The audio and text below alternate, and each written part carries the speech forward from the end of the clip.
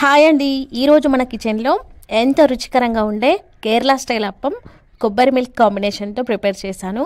చాలా బాగుంటుంది కొబ్బరి పాలతో ఈ అప్పం అనేది. తప్పకుండా మీరు కూడా ఒక్కసారి ట్రై చేయండి. ఒక్కటి కాదండి, ఒకేసారి 3-4 అయినా తినేస్తారు. అంత రుచికరంగా చాలా బాగుంటాయి. ఈ కొబ్బరి పాలలో నేను షుగర్కి బదులు బెల్లం పొడి వేసాను కాబట్టి కలర్ ఈ విధంగా ఉంది. పాలు చూడండి ఎంత చిక్కగా ఉన్నాయో. చాలా బాగుంది ఈ కాంబినేషన్. తప్పకుండా మీరు కూడా ఒకసారి ట్రై చేసి చూడండి. ఈ వీడియో మీకు నచ్చితే లైక్ చేయండి.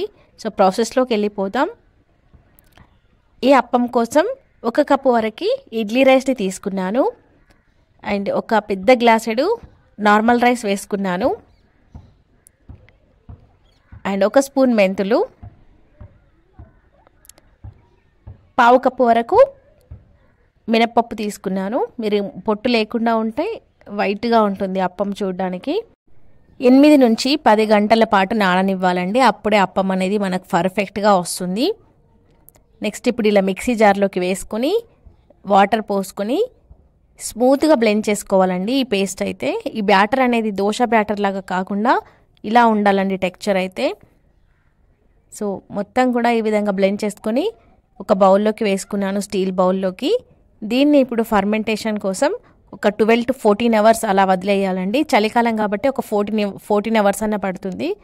ఇలా మంచిగా ఫర్మెంట్ అయితేనే ఈ అప్పం అనేది మనకు మంచిగా వస్తుంది టెక్స్చర్ అయితే. ఇలా మంచిగా ఫర్మెంట్ అయిన తర్వాత ఇందులోకి ఉప్పు వేసుకోవాలి.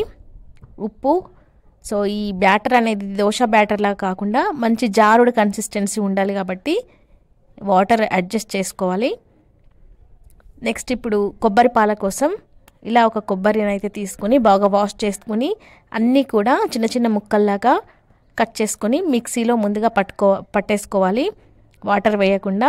తర్వాత ఇలా బ్లెండ్ చేసుకున్న తర్వాత మళ్ళీ వాటర్ వేసుకొని ఈ విధంగా బ్లెండ్ చేసుకోవాలి. అప్పుడైతే మనకు పర్ఫెక్ట్గా బ్లెండింగ్ అనేది అవుతుందండి.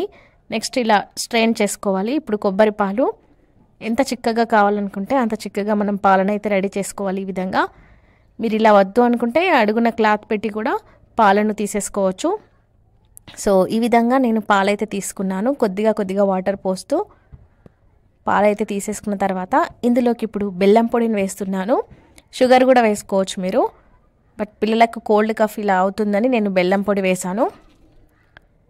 లైట్గా యాలకుల పొడి వేసుకొని ఈ విధంగా బెల్లం పొడి అంతా కరిగేంత వరకు బాగా మనం కలిపేసుకోవాలి. చూడండి పాలు ఎంత బాగున్నాయో. ఇలాగే తాగేసిన చాలా బాగుంటాయి ఈ పాలైతే. నెక్స్ట్ ఇప్పుడు అప్పం కోసం ఇలా ఒక ప్యాన్ని తీసుకొని ముందుగా ఆయిల్ అయితే స్ప్రెడ్ చేసుకొని ఇలా బ్యాటర్ వేసుకొని ఈ విధంగా మనం రౌండ్గా తిప్పేసేయాలి.